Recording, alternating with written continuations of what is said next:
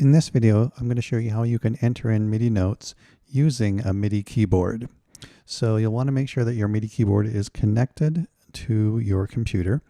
And most MIDI keyboards these days are would be connected via a USB cable.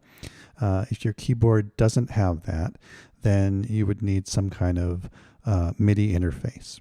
So to check to see if your MIDI keyboard is connected, what you can do is go under Setup and then go down to MIDI and then MIDI Studio.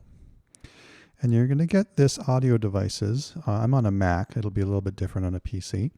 So you'll want to do the PC equivalent of this. And what I'll do is go under Window and then go to Show MIDI Studio. And now what I'll see is any MIDI devices I have or have had connected to my computer. So you can see I used to have a V49 connected on here. It still remembers that. It's not connected right now. And I currently have my VI61 and Elisa's VI61 keyboard connected to this. So we're all ready to go. This is highlighted. We're all good. I don't need to do anything. So I can actually close this up. Don't need it. And I'll go back into ProTools now. And if I really want to make sure that the keyboard is connected, I go to my MIDI track. So again, make sure you have a stereo instrument track, right? So here's a second one. And now this one doesn't have an instrument right now. This one does from Expand 2 as we did before. But what I want to do is if I start playing my keyboard, nothing's happening. I actually need to record and enable the track like I would an audio track. So I'm going to click on this one, and if I start hitting keys, nothing is happening because I actually don't have a device in here. So actually, let me just do that really quickly. So I'll just add something else. There we go. And record enable.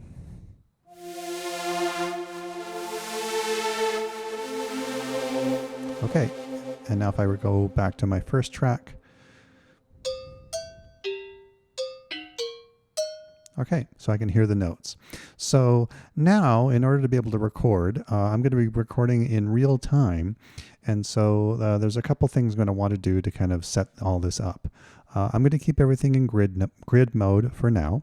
I also want to change, I want to be able to see the grid, and I might change the grid size. So a couple things I want to make sure is that I have my view here to be set at bars and beats, not minutes and seconds. I'm also going to turn on the grid, so I'm going to click on this button right up here. And again, if you're in Pro Tools first, this button will be, the grid button will be down here. And so now I can see the grid, right? Hidden, and now I can see it. Notice if I change the grid to be to minutes and seconds here, the grid actually stays, which is kind of nice. But if this, I've ever changed, like I can change this to bars and beats. In fact, I'm going to change this to bars and beats, but I'm going to change this now to be minutes and seconds. And so now this grid doesn't line up with my other grid, which is a little bit inconvenient, right? So it looks like it right now, but let me just actually change the tempo to show you how it doesn't line up. So you can kind of see these minutes and seconds. This grid is different from the metronome mark there. So I want to make sure that I've selected bars and beats. That's going to show up here in this area, so I can follow that. And then I'm going to change my grid to make sure that I am bars and beats as well. So this grid is bars and beats.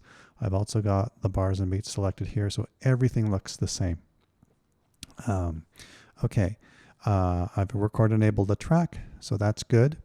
Let's see. So another thing is I might actually want to record to a click and like a metronome. And so there's a metronome area here, but in Pro Tools, what I actually have to do is actually have to create a metronome track. And so to do that, we're going to go under track again and go way down to the very bottom. And, whoops, sorry. Go way down and hit click, create click track. So I'm going to hit on that. And so now there's a click track. I'm actually going to bring this up to the top and make it really small because it's just a click track. And so now this will be the click.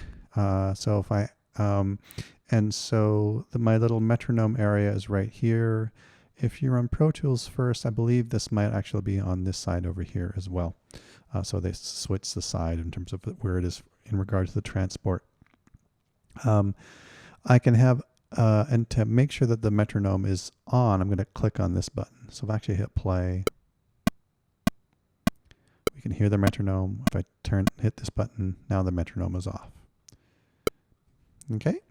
And the other thing is, what I'm going to do is I'm going to turn the metronome on, and then you can actually have a count off or not. If I select this off, the count off is not on. And so this can be helpful if I want to have a little bit of an introduction before I start playing. So I'm going to turn this off and just show you. So I'm going to hit, I've record enabled my track. I'm going to hit the record button. So I'm ready to go. And as soon as I hit play, now it's recording. Okay, and I've recorded these notes. Now, the thing is, if I want to start recording right from the beginning, I can't hit play and play on my keyboard at the same time. I mean, maybe I can do that, but it'd be pretty tricky to kind of line all that up. So it'd be nice to have a count off. So let me just delete this. So I hit count off. I'm going to select that button. Now I get a 2-bar count off, and I'll bring the cursor back to the beginning. So we'll start recording from the very beginning. And I'm going to hit record. And now when I hit play, I'll get a 2-bar count off, and then I'll play on the 3rd measure.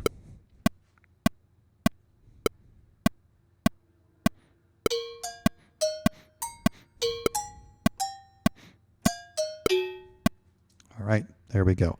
So I made a few mistakes in there, but that's okay. And the nice thing about once I've got this in here as MIDI, I can always edit it, and we'll be learning about that later. A couple nice things about recording this way is that one of the nice things about recording with MIDI is that we can record really slowly and then speed it up. So let's say I've got a really fast passage I want to input. What I can do is I'm going to grab this little metronome, this thing here. I'm going to bring this way down to like quarter note at, whoa, not that low. Let's say, my goodness, having problems here. Okay, I'm going to say quarter note at 54. Okay, so this will be very slow.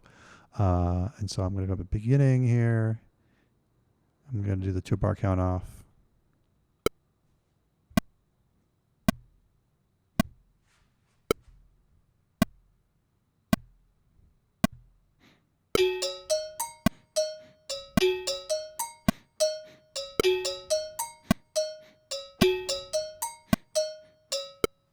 Okay, so and now I want my temp to actually be 120, so I'm going to bring this back up now. Whoa, not 900.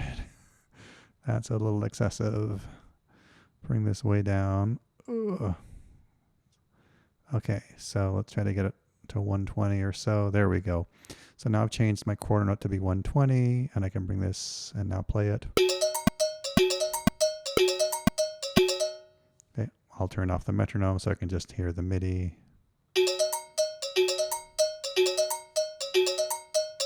Not a perfect performance, and I can later go on and clean this up, and we'll learn how to do that. But this is the basics in terms of how to input MIDI into a track using a keyboard. And in a video after this, I'll show you how to actually clean things up and edit our inputted notes.